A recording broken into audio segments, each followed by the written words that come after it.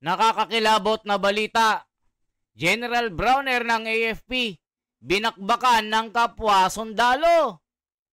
Halaka, dahil po sa reaksyon ni General Browner na wag daw idamay ang AFP sa politika. Dahil po sa laganap na korupsyon at pagnanakaw ng gobyerno ng mga opisyal na kawatan na pagpapahirap sa mga Pilipino. Grabe mga kababayan, yung mga Marines na ito talagang alam natin na sila yung bumabakbak sa mga kalaban ng pamahalaan. Ngayon po, sumabog na ang isang Marines at kinontra itong pahayag ni General Browner. Mga kababayan, nako po, malaking gulo ito. Talagang itong mga Marines na ito matatapang.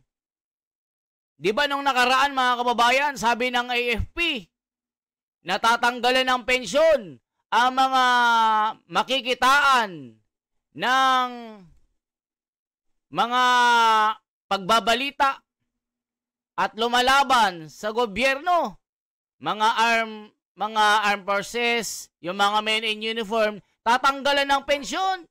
Halaka! So ngayon mga kababayan, dahil nga po sa sobrang pagnanakaw ng pamahalaan sa pera ng kaban ng bayan, sumabog ang taong bayan kasama ng mga sundalo na Marines.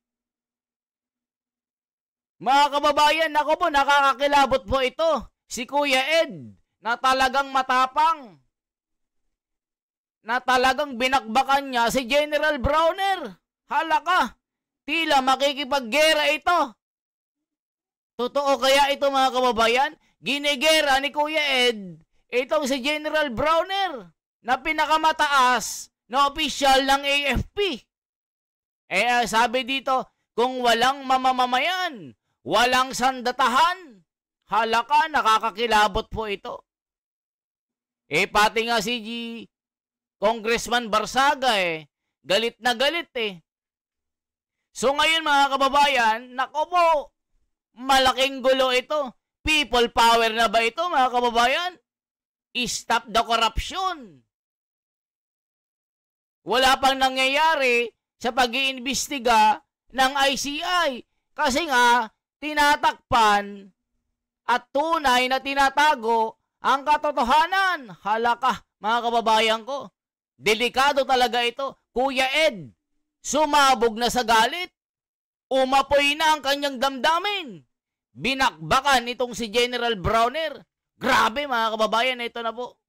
Pakinggan po natin. Nakakakilabot po itong si Kuya Ed. Ito na po. Umaga ang Kuya Ed TV. Opo.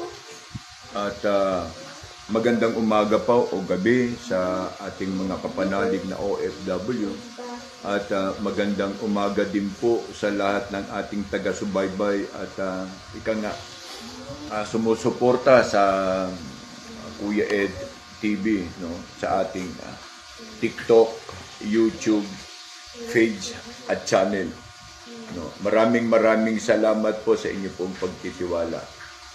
Ang comment lamang po natin ngayon ay ang tungkol sa viral na post, no, regarding sa statement ng ating butihing hepe ng Sandatahang Lakas, General Browner. Pidify it clearly na sabi niya, wag nang isama sa mga issue ang Sandatahang Lakas, no? This feeling of General Browner comes out, no, in the way na medyo silly. Wag nang isama sa issue.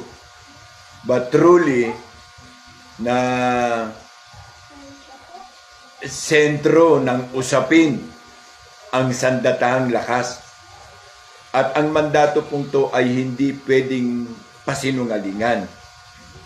Dahil ang taong bayan sa Sandatahang Lakas nagtitiwala at umaasa. Dahil sa lahat ng event ng pagbabago ng administrasyon, ang huling gumagalaw ay ang sandatahang lakas in the protection of our people. Sa mandato na tagapagtanggol at pangalaga ng katahimikan ng ating bayan ay ang sandatahang lakas. Nowhere nagiging popular and colored status situation ang sandatahan. Dahil sa mga issue of 15 billion and concern regarding na din sa sinasabi natin Browner condominium inside Bonifacio Global City. Nako mga kababayan, meron palang condominium itong si Chief Browner sa inside yung sa Camp Aguinaldo ba ito? Mga kababayan, nako po. Grabe, may condominium dyan. Ang lupit. Ulitin natin. Sabi natin, Browner condominium inside Bonifacio Global City. Papaano magtutugma at magtatama ang salita? Sa Bonifacio City, Browner, aba. Ang lupit ha. At ang request nitong wag nang isama ang sandatahang lakas sa mga issue. Sa mga issue ng anumang issue meron ang ating pamahalaan ngayon na actually, totoo naman. The corruption is very rampant. No direction, no leadership na hindi nai-involve sa corruption. Especially this goddamn DPWH na ngayon. So wait lang mga kababayan, may binanggit dito na condominium Ano, saan ito? In the protection sentro ng usapin, no? In the way na medyo silly. Yan. Wag nang isama sa issue. But truly, na sentro ng usapin ang sandatahang lakas. At ang mandato pong to ay hindi pwedeng pasinungalingan. Dahil ang taong bayan sa sandatahang lakas nagtitiwala at umaasa. Dahil sa lahat ng event ng pagbabago ng administrasyon, ang huling gumagalaw ay ang sandatahang lakas in the protection of our people. Sa mandato na tagapagtanggol at pangalaga ng katahimikan ng ating bayan ay ang sandatahang lakas. Nowhere nagiging popular and colored status situation ang sandatahan. Dahil sa mga issue of 15 billion and concern regarding na din sa sinasabi natin Browner condominium inside Bonifacio Global City. O yan mga kababayan. So sinasabi ni Kuya Ed, may sariling condominium unit. Itong si General Browner, halaka. Napakamahal po ng condominium dyan sa BGC, mga kababayan. So ito yung binulgar ni Kuya Ed. Browner, may sariling condominium unit? Halaka, mga kababayan. Saan kumuha ng pera? Yun yung sabi. Ulitin natin. Nako, matindi pong pasabog ito. Papaano magtutugma at magtatama ang salita? At ang request nitong wag nang isama ang sandatahang lakas sa mga issue. Sa mga issue ng anumang issue meron ang ating pamahalaan ngayon na actually, totoo naman. The corruption is very rampant. No direction, no leadership na hindi nai-involve sa corruption. Especially this goddamn DPWH na ngayon ay nasunog. That is story na sinunog. Lahat po yan ay isang forecast. Nako. Kaya hindi po magme-merge at magtutugma ang salita ng ating butihing General Nako po. Browne sa kanyang request na wag nang isama ang Sandatahang Lakas sa mga issue. Remember that when military is concerned, fuck one, fuck all. Domino's effect. Kung ano ang katangian na nagpapakilalang siya ang pinuno at representante ng sandatahan, ay ito ay bumubuhos pababa hanggang sa private. Nako, mga kababayan. Ito na ang pasabog ni Kuya Ed. Di ba sabi po ng AFP, makikipagtulungan sa CIDG na yung mga retired opisyal, mga retired AFP na nag-uudyok ng people power, military takeover o military junta ay kanilang kakasuhan. Yun yung sabi ni General Browner Basta balita po ito at allegedly tatanggalan ng pensyon. Sabi naman ni General Romeo Pocis, pag ginawa nyo ito, lalo nyong sisindihan ang damdamin na umaapoy na parang dinamita sa puso ng mga Pilipino. Baka ito na ang mag-udyok ng talagang galit ng mga Pilipino dahil sa nangyayaring pagnanakaw ngayon. Grabe, mga kababayan. Kita niya si General Pocis, talagang ito. Malupit itong si General Pocis, mga kababayan. So hindi ito masasabing insidente lang. Ito ay masasabing concern. Hala ka. Matindi. General concern. Nako po. Mr. General, wag mong kalad ka rin Nako. ang Sandatahang Lakas sa nais mo. Nako po. RAFP are not stupid. Nako.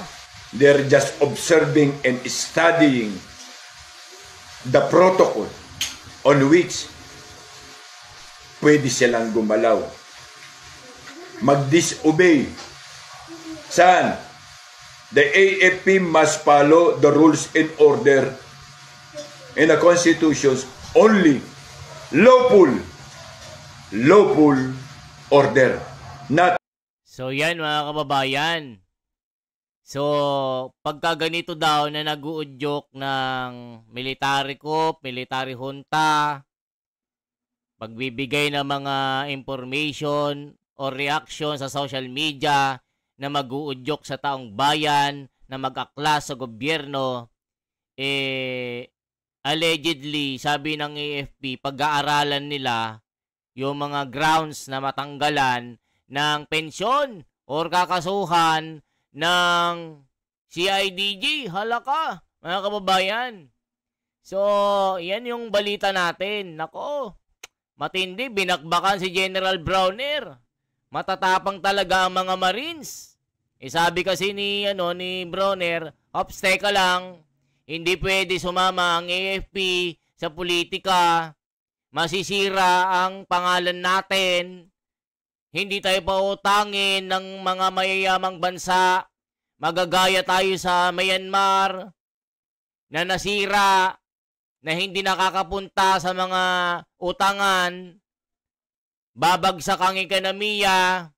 Ang nangyayari kasi ngayon, mga kababayan, kaya nakakapagsalita ang mga sundalong ito, ng mga Marines na ito, dahil nga po sa sobrang sama ng loob kasama ng taong bayan.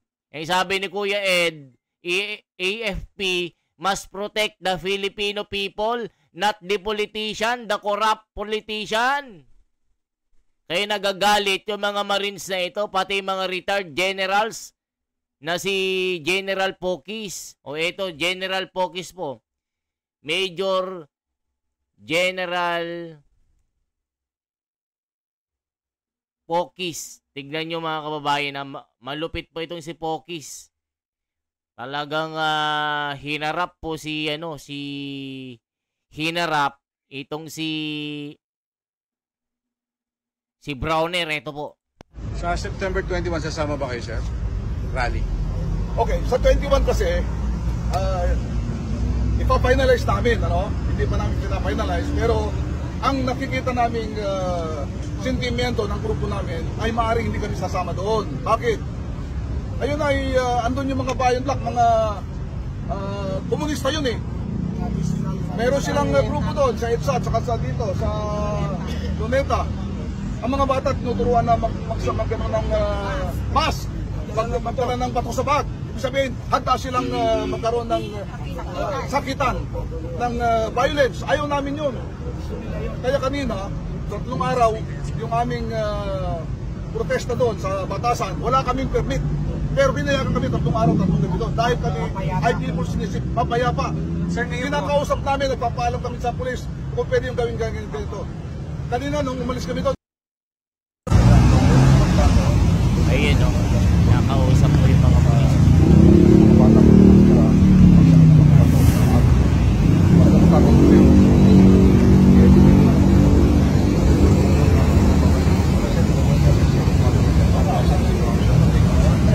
General Pokis po ito, Major General ng AFP. Kinakausap ko yung mga pulis dito. Yan o.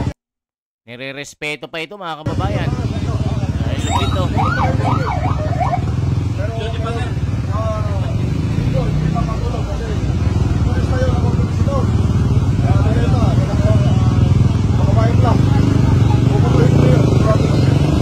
Thank you. Matindi ito mga kababayan. Yan o, mag-isa lang naglalakad o. Tapak nito. Sabi dito. Nung araw, yung aming kinakausap namin, nagpapaalam kami sa pulis kung pwede yung gawin ganito.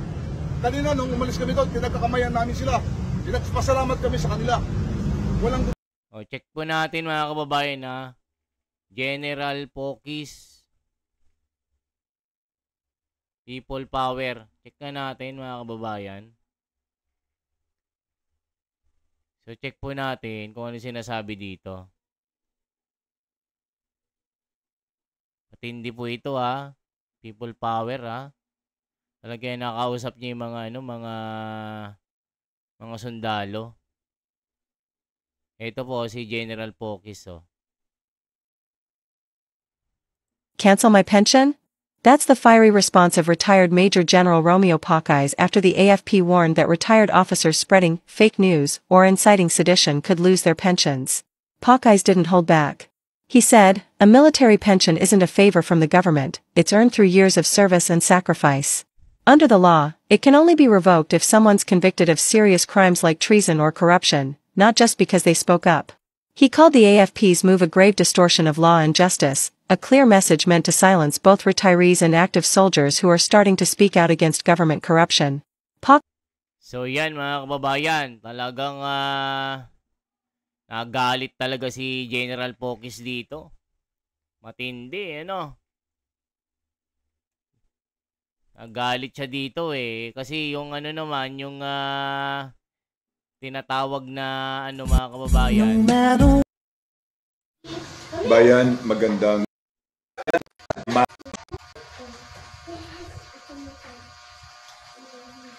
Hindi, huwag mong kalad ka rin galit na galit. ang sandatang lakas sa nais mo.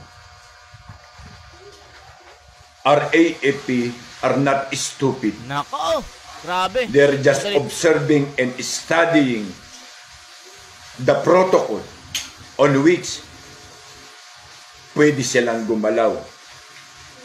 Mag-disobey. Saan? The AFP must follow the rules and order in the constitutions only lawful lawful order, not unlawful. Nako po, grabe yung mga banat ni Kuya, no? Laban lang po tayo, sir. Kuya Ed, God bless, sabi ni Helen Valera. Kuya Ed, nawala si Mr. Chair, natakot na. Yes, true, laban lang, idol. Eagle po tayo, kuya. Ganito na tayo ngayon, sir. Parang ginagawa na lang wala tayong silbi after tayo magretiro, halaka. Private army ng mga Browner, obvious yan. Maanong hindi isasali? Sana kung hindi rin sila isasali kapag may mga magrarally at hinihila kay Marcos pababa, halaka. Kuya, kanino ka ba kampi? Brown naging black, halaka. Magandang grip po, sir. Nako, galit na galit ang mga tao. Sana may mga kasundaluhan pa rin na may manindigan, ipaglaban nila ang tama. Wala namang magagawa ang administrasyon na ito. Kung sundalo na ang kikilos, aristuhin nila ang gumagawa ng mali, ang mga magnanakaw sa taong bayan. Alaka. Bayan. Ako, mga kababayan, matindi po ito. So, anong masasabi nyo dito, mga kababayan ko? Matindi. AFP. To people power. Check natin kung ano mga balita ngayon. O, check po natin ito. Ito kasi sinasabi nila, mga kababayan eh. People Power Revolution ang nakikitang sagot ng ating mga kasundaluhan, mga retired generals sa AFP. Lalo pa ngayon si Remulla ang bagong ombudsman. Nakita ng mga... Nako, mga kababayan, matindi. People Power daw talaga ang sagot. Dito natin makikita, mga kasalagma, na ang EEP ay naghihintay na lamang ng tamang hudyat. Tamang oras, tamang panahon para makilahok sa panawagang Marcos Resign. I-analyze ninyo ng mabuti ang video ito, mga kasalagma. Nako po. Kaya po ako nagtataka kasi bakit po yung ibang mga kababayan natin nananawagan sa Armed Forces of the Philippines na makialam? Nako Kung ang Armed Forces po ay makikialam, katulad nung experience natin sa EDSA 1 at EDSA 2, EDSA 1, EDSA 2. Nako po. Tatlong bagay lang po yun eh. Either coup d'etat or withdrawal of support from the president. At pangatlo, yung military junta. Okay. Alam niyo po, pagka nangyari itong any of these three, ay hindi po maganda para sa ating bayan. Nako po. Hindi ba kayo nagtataka kung bakit si General Browner ay nagtataka? Hindi ito magiging isang EEP chief or isang 4-star general kung mahina ang kukuti at walang alam sa katotohanan. Ha? Kaya kung titingnan mong mabuti ang kanyang mga sinasabi, para sa akin, ito ay isang reverse psychology. Nako. Ha? Okay. Tingnan mo.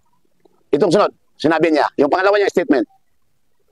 Dahil maapektuhan yung ating ekonomiya at yung ating international standing. Nako. Wala na pong utang sa atin. Halaka. I-freeze po yung assets. Halaka. At yung pong Okay. yung pong Nung sinabi niyang una niyang statement na nagtataka siya, masyadong mabilis ang kanyang pananalita. Pero nung sinabi na niya kung ano ang mangyari, kung sakaling sila ay sumusuporta sa panawagang Marcos Resign, parang nag-aalanganin siya. Nako po.